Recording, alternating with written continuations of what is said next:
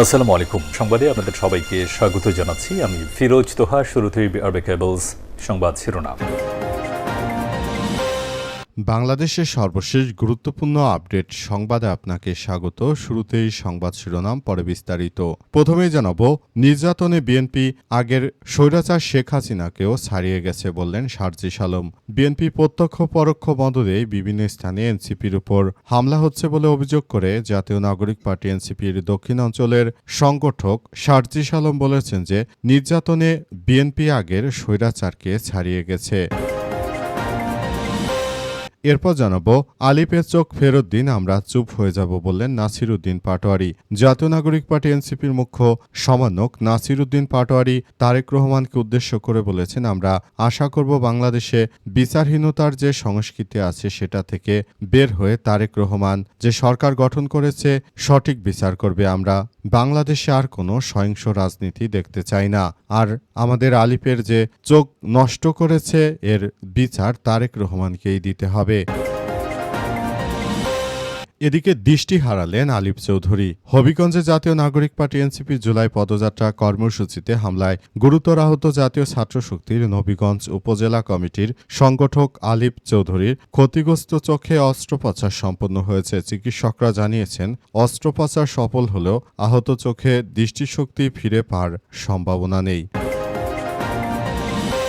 এবারে জানাবো, স্বাস্থ্য ব্যবস্থা শক্তিশালী করতে সমন্বিত উদ্যোগ গ্রহণের জন্য মির্জা ফখরুলের আহ্বান। দেশের স্বাস্থ্য খাতকে আরও শক্তিশালী ও জনমুখী করতে চিকিৎসকদের সক্রিয় সহযোগিতা অপরিহার্য বলে মন্তব্য করেছেন বিএনপির মহাসচিব মির্জা ফখরুল ইসলাম আলমগীর।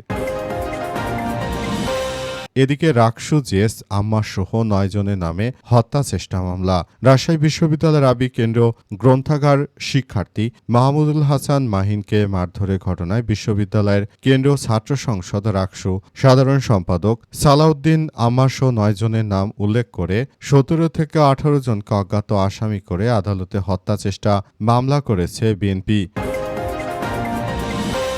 এবং সর্বশেষ জানাবো, ইমাম খোমেনি বন্দরের উপর শত্রুপক্ষের ড্রোন ভূপাতিত করল ইরান। ইরানের দক্ষিণ অঞ্চলে কৌশলগত বন্দর নগরী বন্দর ইমাম খোমেনির আকাশে শত্রুপক্ষের বেশ কয়েকটি ড্রোন গুলি করে নামিয়েছে দেশটির ইসলামী বিপ্লবী গার্ড বাহিনী সদস্য বা আইআরজিসির সদস্যরা। প্রিয় দর্শক, এতক্ষণ শুনছিলেন সংবাদ শিরোনাম, এবারে বিস্তারিত। তবে তার আগে বন্ধুরা, অনুরোধ থাকবে এই সংবাদটিতে একটি লাইক দিন। এই চ্যানেলে আপনি নতুন হয়ে থাকলে আমাদের সংবাদটি দেখতে দেখতে চ্যানেলটি সাবস্ক্রাইব করে রাখুন। কমেন্ট করে বন্ধুরা আপনার মূল্যবান মতামত জানিয়ে দিন আপনি বিশ্বের কোন দেশ থেকে বা বাংলাদেশের কোন স্থান থেকে আমাদের সংবাদটি দেখছেন এবং শুনছেন। আর বন্ধুরা, গাজা যুদ্ধে আপনি যদি নিরীহ ফিলিস্তিনিদের ভালোবেসে থাকেন, কমেন্টে ইয়েস লিখে পুরো বিশ্ববাসীকে আমাদের এই তাজা আপডেটটি দেখার সুযোগ করে দিন। এবারে বিস্তারিত। নির্যাতনে বিএনপির আগের স্বৈরাচার শেখ হাসিনাকেও ছাড়িয়ে যেতে চাইছে বললেন সার্জিস আলম। জাতীয় নাগরিক পার্টি এনসিপির উত্তরাঞ্চলের মুখ্য সমন্বয়ক সার্জিস আলম জানিয়েছেন যে বর্তমান বিএনপি সরকার তারা অত্যাচারের মাত্রা এতটাই তীব্র করেছে যে তারা পূর্বের স্বৈরাচার হাসিনাকেও তারা ছাড়িয়ে যেতে চাইছে। তিনি অভিযোগ করে আরও জানিয়েছেন যে এই বিএনপি তো এমন ছিল না, তাদের উপর ভরসা করেই দেশের জনগণ তাদেরকে নিয়ে এসেছে, কিন্তু তারা স্বৈরাচারের মাত্রা এতটাই তীব্র করেছে যে তারা পালিয়ে যা স্বৈরাচারী ফ্যাসিস্ট শেখ হাসিনাকেও তারা ছাড়িয়ে গেছে। তারা এতটা আন্দোলন সংগ্রামে আমাদের উপর আক্রমণ চালাতে শুরু করেছে যে শেখ হাসিনাও এতটা আক্রমণ করেনি শিক্ষার্থীদের উপর। এর জন্য তারেক রহমানকে অবশ্যই আমরা জবাবদিহিতার আওতায় নিয়ে আসব।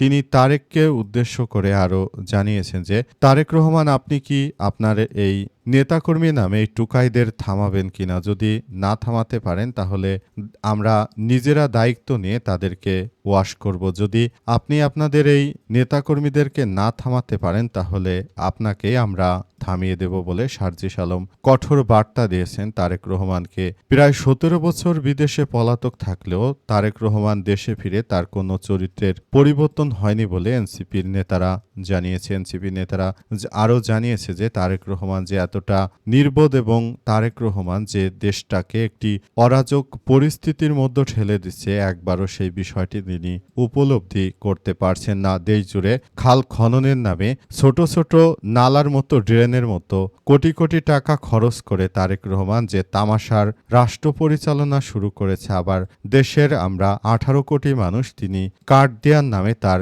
নেতাকর্মীদেরকে সরকারিভাবে যে চাঁদার ব্যবস্থা করেছেন সেই বিষয়টি থেকে অবশ্যই তাকে ফেরত আসতে হবে। তারেক রহমানের এই ধান্দামিবাজি বন্ধ করতে হবে বলে জানান সার্জিস আলম। দ্রুততম সময়ের মধ্যে এই বিএনপিকে অবশ্যই যথাযথভাবে শাস্তির আওতায় নিয়ে আসার কথা কঠোরভাবে হুঁশিয়ারি দিয়েছেন তিনি।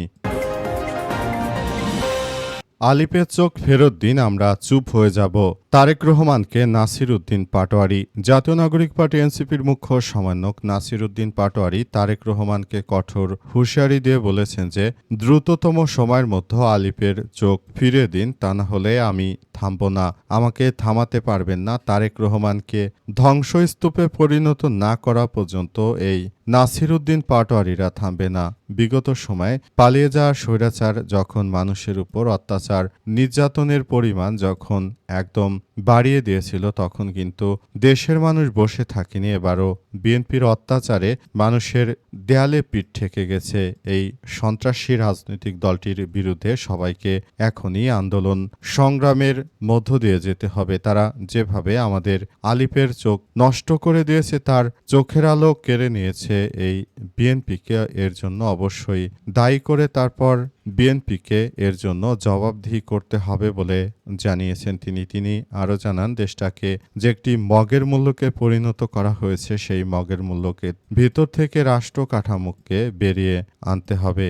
আমরা বাংলাদেশটাকে একটি সমৃদ্ধের রাষ্ট্রে পরিণত করতে চাই। শুধুমাত্র বিএনপির এই দুর্নীতির কাছেই আমরা এখনো অসহায় হয়ে আছি। আমরা দেশটাকে একটি সুন্দর ও সমৃদ্ধির একটি আধুনিক রাষ্ট্র কাঠামোর মধ্য দিয়ে এগিয়ে নিয়ে যেতে চাই, কিন্তু বিএনপি আসলে বাংলাদেশটাকে পূর্বের সেই হাওয়া ভবনের দিকে নিয়ে যাচ্ছে।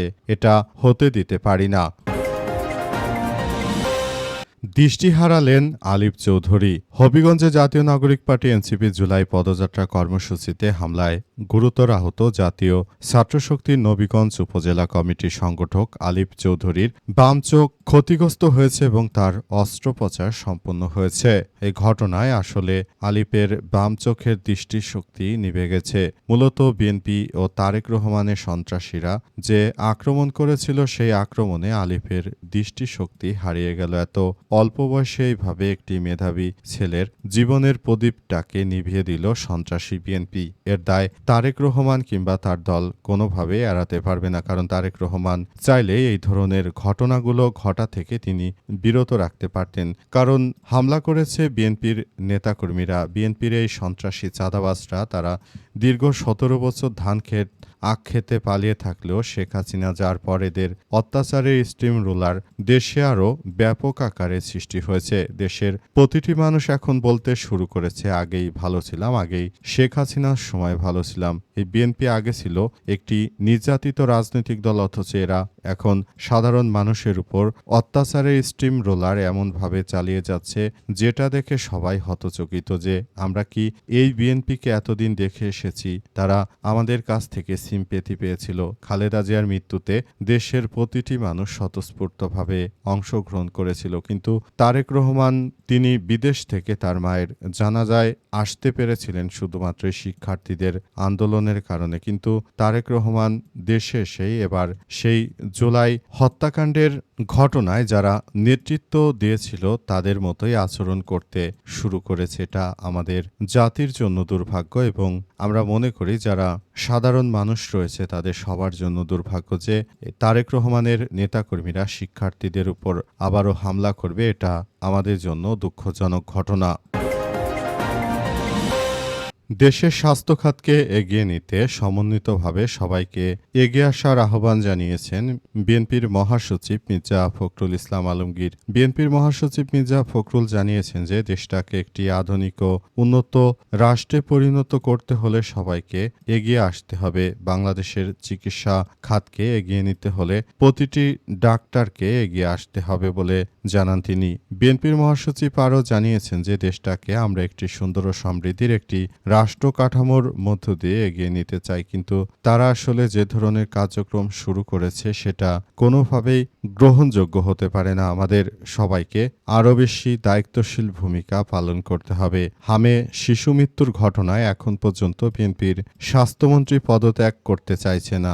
একটা বিষয় বুঝলাম না, অতীতে বাংলাদেশে যদি এভাবে কেউ মানুষ মারা যেত তাহলে সবাই কিন্তু তার পতন চাইতো, কিন্তু বর্তমান সময়ে স্বাস্থ্যমন্ত্রী ক্ষমতা আসার পর এভাবে হামে অসংখ্য মানুষ মারা গেলেও এখন পর্যন্ত জাতীয় সংসদ কিংবা কোথাও স্বাস্থ্যমন্ত্রীর পদত্যাগের কোনো দাবি উঠছে না। এটি আসলে কোন ধরনের একটি রাজনীতি চলছে বাংলাদেশে সেটি বোঝা দায়। বাংলাদেশে বর্তমান যে ধারা রাজনীতি সক্রিয় রয়েছে এতে আমরা যারা সাধারণ মানুষ রয়েছি শুধুমাত্র তারাই ভুক্তভোগী হচ্ছি, কারণ যদি তাদের সবার দায়িত্ব থাকতো তাহলে অবশ্যই সব বিষয় নিয়ে তারা কথা বলতো, কিন্তু বর্তমান আমরা দেখতে পাচ্ছি যে যার যার দায়িত্বশীলতার জায়গা থেকে এই মুহূর্তে কিন্তু কোনো ধরনের কার্যক্রম আসলে হচ্ছে না। সবকিছু শুধুমাত্র সরকারের মতো রাষ্ট্র চালালেও দেশের মানুষ যে খুব অশান্তির মধ্যে রয়েছে সেটা নিয়ে তারা একটি বারের জন্য কোনো বিবৃতি দিচ্ছে না। যে